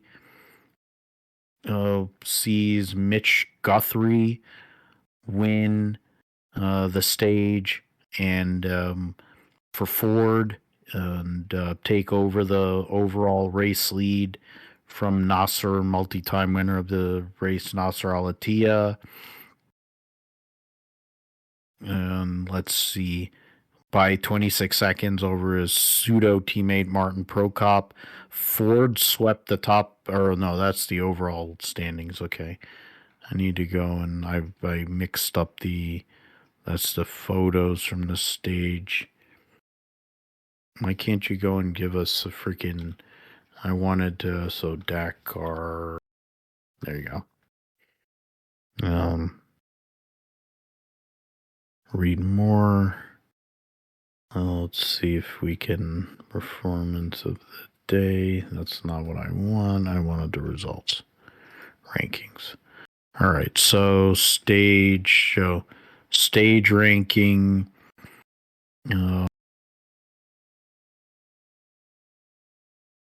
Was that's so stupid. Car. That's 4x2. Whatever. Yeah. Prototype cross country. Yeah. So the winner after the stage. So yeah, Mitch Guthrie won by 2 minutes 27 seconds over Martin Prokop. Guy Botterill was third. Lucas Marias for Dacia was fourth. Christina Gutierrez for Dacia was in fifth. Nanny Roma, Carlos Sainz for Ford, sixth and seventh. Then Matteo Saradori, Matthias Ekstrom for Ford, and then Dennis Krotov for M Sport rounded out your top 10. So 5 Fords in the top 9, 2 of the Dacia Sand Riders. The general ranking sees Mitch Guthrie take the lead by 26 seconds over Martin Prokop. Matthias Ekstrom is a minute 8 back. 5 Fords in the top 5. Lucas Marias is 5:16 back. Christina Gutierrez 5:59. Nasser Al-Attiyah falls from the lead back to 11:39 back, but that's not that big of a deal for him. His teammate Sebastian Loeb is 16:50 back in 12th place. Hank Ladigan, who finished second in this race last year, is 11th. Toby Price, the former winner on bikes, 16th. Leia Sanz, 18th, formerly of Extreme E. Yazid Al Raji, the defending race winner, 19th. So there's that. Seth Quintero struggling over an hour back right now in 26th place. Did well in the stage yesterday, but having issues, probably had issues today. In the bikes category, Tasha Sharania won the stage by 2:17 over his teammate Ricky Brabeck. Daniel Sanders was 3 minutes 28 back in third. Luciano Benavides 4:30. Skylar Howes, who's is in fifth. Nacho Cornejo and Ross Branch 6th and 7th for Hero. Edgar Kinnett, the young gun for Red Bull, was 8th. Adrian Van Beveren 9th, and Michael Dougherty was 10th. The general ranking: Sanders 1 minute 7 ahead of Ricky Brabeck, 1:13 ahead of Tasha Sharania. Edgar Kinnett lost some time today, is now 8:46 back. Benavides 11:06. Ross Branch 14:56. Skylar Howes 15:41. Nacho Cornejo just touched 20 minutes and 1 second. Adrian Van Beveren and Doherty are tied for 9th, 23-26 back. In Rally 2, there's Preston Campbell for Honda. Monster Energy Honda is in third in that class. Rally Original, no. That's not their rookie to. Okay. Original bimodal, no. Rally 2, no. Or Preston Campbell. Challenger class.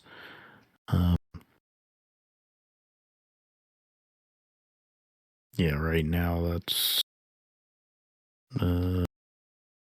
Challenger class. Yeah, so nobody there. Classic, no. In SSV, Brock Hager is leading the race by 43 seconds over his teammate Gonzalo Guerrero. So it's a 1-2-3 for Loeb, RZR Factory. Then American Kyle Cheney is fourth for Can-Am Racing. Hunter Miller, another American for Can-Am, is in seventh. So, and yeah, that's Dakar, and then yeah, so future mission. So, and then car, and then in the stock class, Sarah Price. The Defender team is first, third, and fourth at the moment. Rokas Bakuska leading by 28.49 over the Team Land Cruiser. Ronald Basso, Stefan Petterhansel, 55.47 back in third. Sarah Price has won a couple of stages, won the prologue and then won one stage, but lost a ton of time in stage one. Is 2 hours 16:45 back in fourth. Oh yeah, that won't show. Yeah. And yeah, I showed Challenger, so that's whatever. F1, FIA, yeah, so okay. So that's that for so keep on going. There's marathon stage on Wednesday night or Wednesday, so that'll be interesting to see how that all goes. Formula E, let's go to Formula E. They raced in December for the first round of the season. What was it? In Sao Paulo. As a review results of that race, Jake Dennis won after starting from pole. Oliver Rowland started 13th, finished second, and had the fastest lap. Nick Cassidy from 15th finished third. So that Pascal Wehrlein and Nico Muller for the Porsche team finished fourth and fifth. And then, yeah, so. Oh, yeah, so. Benzine, what is it? Gunther, Ericsson, Buemi, DeVries, Zane Maloney are top 10 finishers in that race. And you look at, I guess Pascal Wehrlein had provisional pole and they gave him the pole point, but then in the shootout, he got beat. I see. Okay, that's what it was. All right, so see what happens this weekend for the Mexico City E-Prix. After this race, they'll be racing in at the end of the month on the 31st, so 3 weeks. They'll be at Miami. They're going to race at the Miami International Autodrome for that race, so that'll be interesting. And they're probably staying in Scottsdale. Huh. When they did it on the old Miami street circuit, in Biscayne Bay, I think. That's going way back. Wow. Yeah, so that'll be the next race there.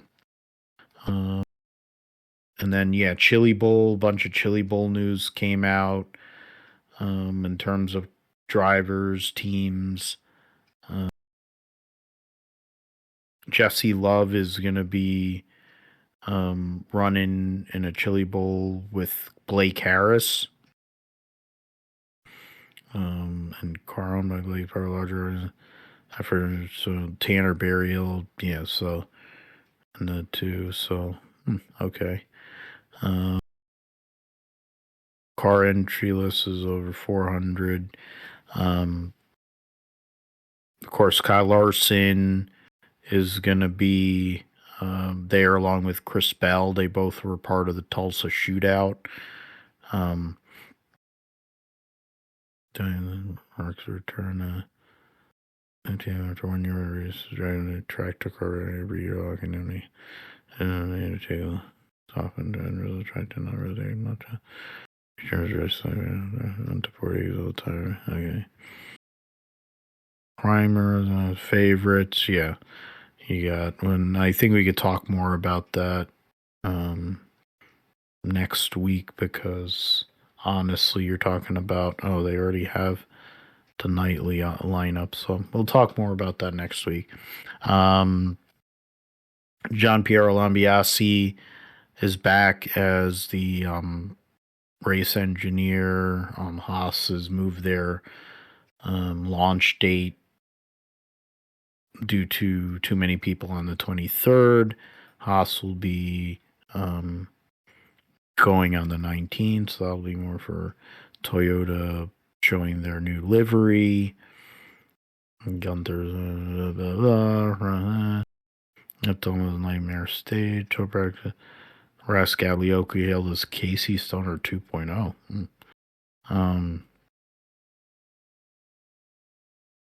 Alessandro Perguidi tells young drivers are considered WEC we're closing gap to F1. Interesting. While moving to Cadillac F1 feels like going home for Guan Yu Zhou. Because he's with Valtteri. 57 for he can afford it. Reveal day, Tony Stewart will be the Grand Marshal of the Chili Bowl, so that'll be cool. New Lego, Michael Schumacher F2004. And then Nigel Mansell's Williams FW14B from 1992. So, all right. So I think those are some of the things news in NASCAR. Jumbo Casino returning 2311. Ziegler Automotive to sponsor Hurricane Hocevar. Justin Alexander, who had taken time away, I think, last year, had left the box from Austin Dillon, and now he's going over to Legacy Motor Club to take over as crew chief for the 43. Ben Bayshore now is going to be the director of race engineering there. The American 250 partnership with Semi Quinn Centennial will be the presenting sponsor for the duels.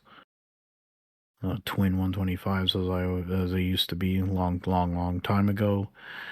And the O'Reilly Auto Parts, Alex LeBay will be returning to race the road courses for SS Greenlight. Timmy Hill talking about running the majority of the season. The flagship number, I think the main truck, the truck that everyone's really going to be looking at this year for Ram and for Kaulig Racing is the number 12 with Butterbean Queen, and they'll be sponsored by Cummins.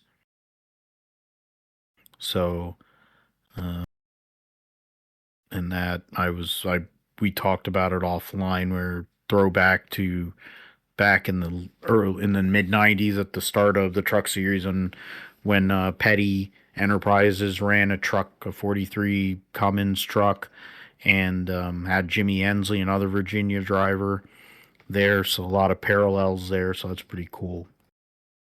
See what Butterbean can do. After winning the ARCA championship last year, jumping into the truck series here, and I would assume would be on deck if he can have a great season to move the Cup Series. soon after that. All right, Josh. Or we'll do our picks now. Yeah, NFL, wild card. I'll let you go first. Or we can do. I guess we can do alternate game by game. I don't know which one works best for you. Yeah, I mean, gonna start AFC or NFC side. I mean, let's just do it. I guess by timing of the games, we'll Okay, just do it. We'll do the Rams Panthers first. sure. Uh, yeah, Rams, Pan. I'm gonna go with the Rams here. I just think Carolina just hasn't been really good, and I think the Rams. Obviously, they lost to them in the regular season, and I just don't see the Rams letting that happen again.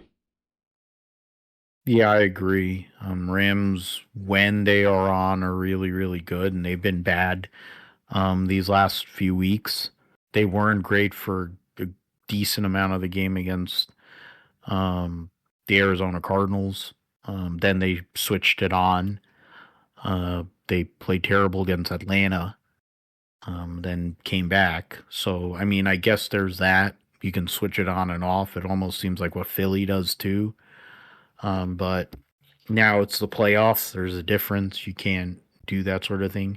The thing that's in their favor is that Carolina's offense is basically a sieve if they can't get Tet McMillan the ball. And then if they can't get the running game going either, uh, that Dowdle, if he's not able to make things happen and McMillan's not able to make things happen, they're pretty um, easy to stop. And Carolina's even all right. I'll say they're not bad. But I mean, good luck stopping Puka Nakua. And supposedly Devontae Adams is coming back this week too. So yeah, good luck. Packers and Bears. They rested a bunch of starters. The Packers. They've been scuffling recently. The Bears lost that game late to Detroit. Uh, but I mean, I don't know who's really playing for Green Bay. I mean, they do have issues on defense. The Bears have been playing with fire all year, but I honestly think they get through this one, and then probably get humbled next week. But um, honestly, I think the Bears get through. I would love for Green Bay to show out and somehow or another knock them off, um, which would then, open a door for the 49ers to end up uh, possibly playing the Rams, and if they were to go and do that, but if the Niners were to win. But what are your thoughts? Yeah, I mean it's gonna be tough because Chicago's playing at home, and they've had a bunch of home comebacks throughout the season. So they've gotten really lucky or fortunate, I guess, in a lot of these games this year. And Green Bay, they've also been in a bunch of high scoring games this year as well. So I feel like this one could easily go either way for um for these teams. And I mean, Jordan Love's been hurt. I mean, they lost 4 in a row to end the year. So yeah, that's not really good. And plus, they tied with the Cowboys. So yeah, this team's just been off here the last month or so. You could argue that they should have won the Broncos. Should have won the Bears game. Right, Jordan Love was hurt in the Ravens game, and the last game is kind of whatever. But it seems like they've just been obviously don't have any real momentum behind that team. So yeah, I'm gonna have to go with Chicago here.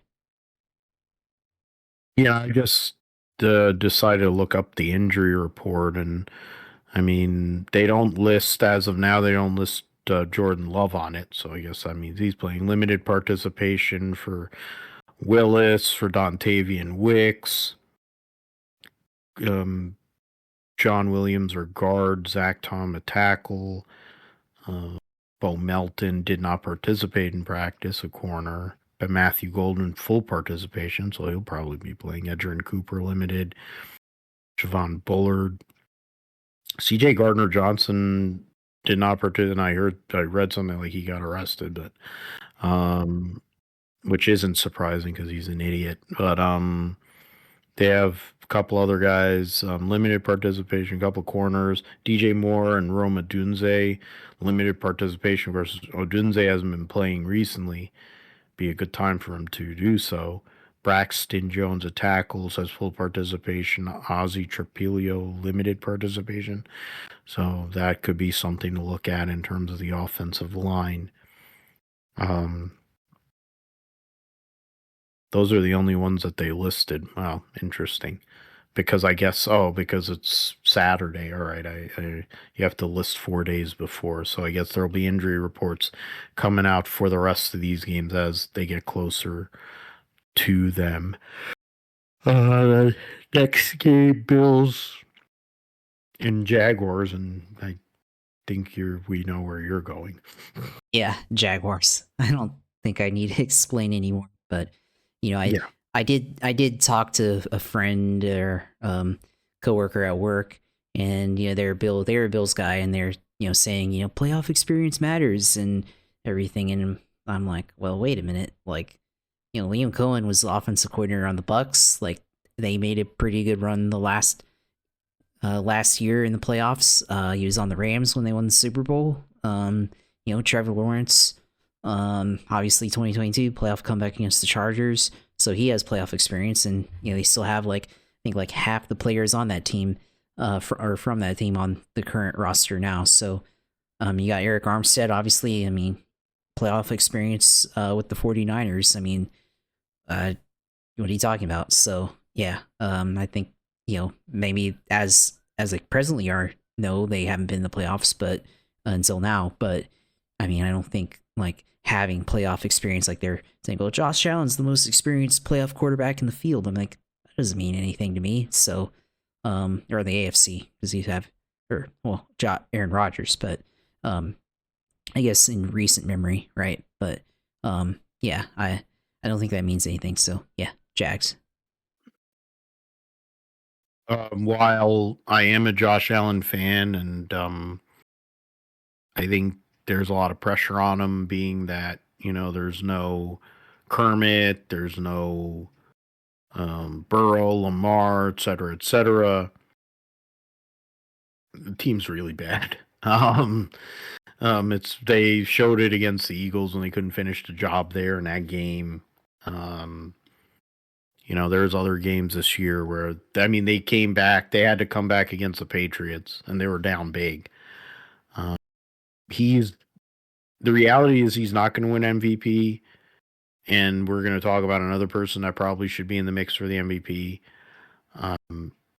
But yeah, if they didn't have Josh Allen playing at the level that he was, which is lesser than what not to his best even in some cases, I don't even think we're talking about the Bills being in the playoffs anyway. So, and you're going against one of the best defenses in the NFL in the Jaguars. With that offense, which the Buffalo Bills haven't stopped anything, that's a bad draw, unfortunately for the Bills. But yeah, I mean, for the benefits of this show, obviously too, it's good for Jaguars to still be around, but yeah, Jags. I figure, I don't know what the spread is, but I feel like they'll not only cover, but they'll probably win by double digits. Jags or Bills are favored by 1.5 right now. So that's funny. Yeah, the Jags are 1.5 dogs at home. So that's funny. That's literally bias on Josh Allen. That's literally what that is. Yeah, 4:30 49ers and the Eagles. I I want to will this somehow or another. I want it pulled. I want to be positive. Um, I read Jeff Chadia's article ranking everybody, and the Niners are underneath the Eagles in that ranking. Um, the Eagles are widely inconsistent. Their offense is insane to me. I don't understand anything that goes on with that offense. I really don't get how Sirianni. I don't get Sirianni either. Their fan base is their fan base. That's a whole other. And some of their marks and TV that are morons that talk about the Eagles and are is like shut the hell up. They just hate Brock Purdy. I think is as much as anything. Um,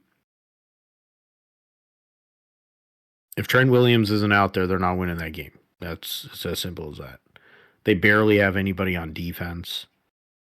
They don't have any. They have one linebacker. Their defensive line's decimated, and it wasn't like they were playing amazing as it is.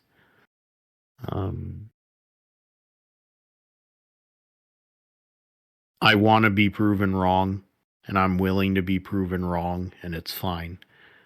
I think the Eagles win this game.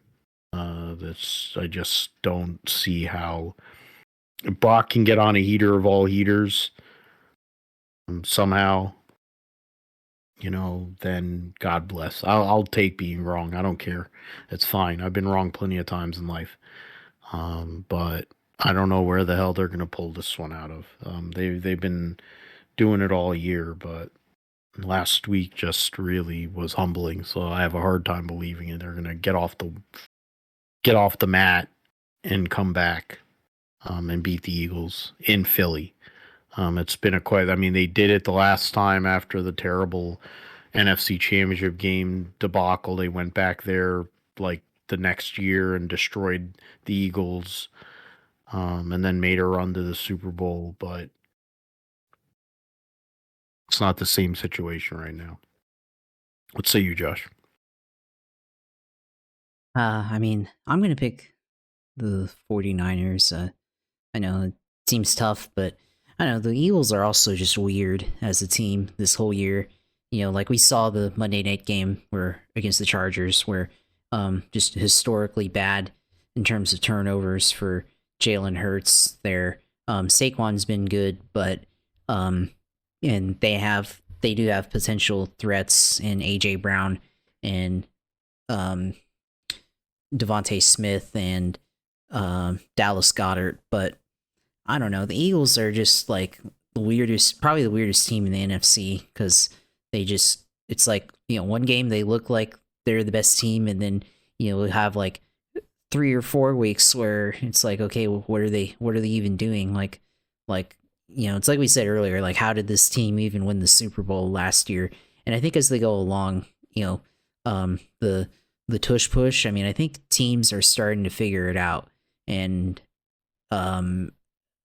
not that they're not going to keep trying it, but and I can't say if San Francisco could stop it, but definitely feel like that the tush push will probably be tried less in this game for some reason. So I don't know. It's going to be tough, but I think the 49ers can pull it off on the road here. I'm glad you have more confidence in them than I do. It's just hard after last week. Not because I want to, and believe me, um, maybe that's when I just have to go against it and but I find my pick is simply based on one thing. It's based on Trent Williams. Up and until I know if Trent Williams is going to play, I can't pick them because I know their record without Trent Williams is absolutely atrocious. Um, and their record without George Kittle is not. I mean, it's nowhere near as bad, but it's not great. He'll be healthier this week, so that's a positive. But we'll see what happens. Patriots, Chargers having to go cross country, but it's an 8 o'clock game. It'll be cold, so it's outdoor game. Basically a showcase for Drake May. So I think did I go first on that one? Yeah, I went first on that one, so that'll be you this time. Yeah, I mean, this is gonna be an interesting game. I think. Yeah, the Chargers have had a really good defense. This year. Obviously, I mean they were in position to win against the Houston Texans, and then, despite being playing the backup quarterback, they were in the game for a good part of the game against the Broncos, because of the defense. So I think the defense can keep them in this game in New England. So it's gonna be a tough game, but I'm gonna say that that's the playoff upset of the weekend here. So I just think the Patriots, they played a weak schedule the whole year. They haven't really. I mean, maybe I just haven't had a ton of games that I've watched from them. I think I watched the Monday night against the Giants, and then the Sunday night game against the Ravens, which that was a close game, and then they did win that. And that was had some interesting calls in that one. But I actually think the Chargers can go in here to New England and pull off an upset win as the 7 seed wild card, going up against what a lot of people thought was going to be the number 1 seed. So it's going to be interesting. But and Drake May's, I guess, played at a MVP quality this year, but obviously they've been hurt. The Chargers been hurt. They haven't, they've had some offensive miscues. The games that Justin Herbert has played in, like we mentioned with the Eagles game and that one Texans game. But if they can get the running game going and in the cold, and they can play defense pretty well, I like their chances against the Patriots here. So yeah, I'll pick New England, or I'll pick LA here. Yeah, I figure that the jig will be up, kind of like with Chicago. I don't think it happens this week. I think it'll happen in divisional round. And it's not, I think when you talk about that defense, they don't have a great pass rush in New England Patriots, but this defense, if you're able to go and zone out and take away, Keenan Allen, McConkey, who basically didn't exist most of this year. They do have the one deep threat with Johnston, but they do have a really good secondary. I think their back end, arguably, is one of the best. Well coached. Offense, two-headed running back monster there. Wide receivers unknown really, other than Stephon Diggs, of course. They do have some tight ends. May wanting to prove that he's not the schedule. It'll be a close game. And Harbaugh, I'll always be a fan of Jim Harbaugh. But I think enough, because their offensive line, the Chargers' offensive line, so bad, they're going to have a hard time holding up. I think that's where the difference will lie. And if they have to put in Trey Lance, forget it. I think that's where it really comes around. But I think the Patriots get through this week. And then when they have to play your Jags, or whoever, I think that'll be where the jig really comes up there. But one more to go is the Monday Night Football. Will be Pittsburgh hosting Houston. Could be the last game of Aaron Rodgers' career. Could be the last game that Mike Tomlin coaches as a Pittsburgh Steelers head coach. Houston is... We keep on talking defense. It's interesting. We talk about this league with offense and points and all this stuff. A lot of this has been on defense. The two number one seeds are two of the best defenses in the league. We brought up a lot of these teams have great defenses. When it comes down to it, it's possible, and you know this because you've had to face them twice. Could say the AFC South might have two of the top 5 defenses in the NFL. Definitely two of the top 10. And then you count Seattle's in there, you count, Denver's with that too. I mean, if Houston can figure out something on offense, their offense has not been great all year. I don't know what happened to CJ Stroud after his rookie year, but yeah, he only likes to throw to Nico Collins, but it's like, if they can figure out anything, I mean anything, I have a hard time understanding how they don't make a big run.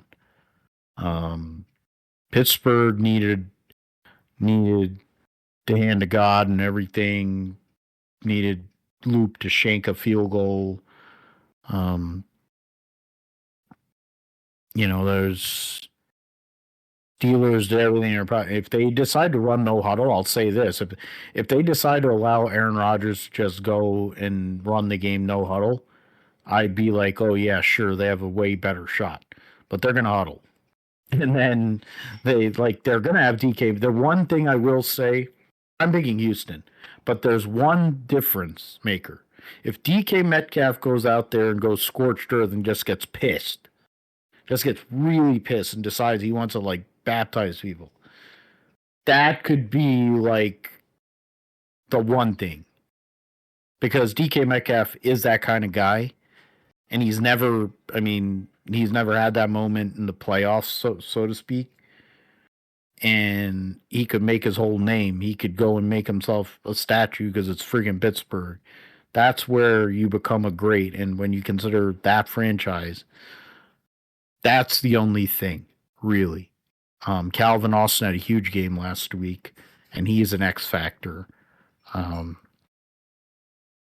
for sure. But because Stingley is going to be with DK Metcalf, I'm sure the whole game. But I think Freiermuth is going to have to play big if they're going to have a chance. Their running backs are going to have to play big, but I just don't see it. I don't see it against that defense. Houston's defense is insane. I honestly wish I wish we had the Houston defense with the Niners offense, and then this wouldn't be a discussion right now. Because the Niners, even with the makeshift people they have on this offense, had one of the better offenses in the NFL. And you have one of the best quarterbacks in the NFL. And one of the 3 best running backs, who's an MVP candidate and should be an MVP candidate. But another 49er, well, makes sense, another 49er guy, and D'Amico Ryans. But yeah, I'm taking Houston. What about you?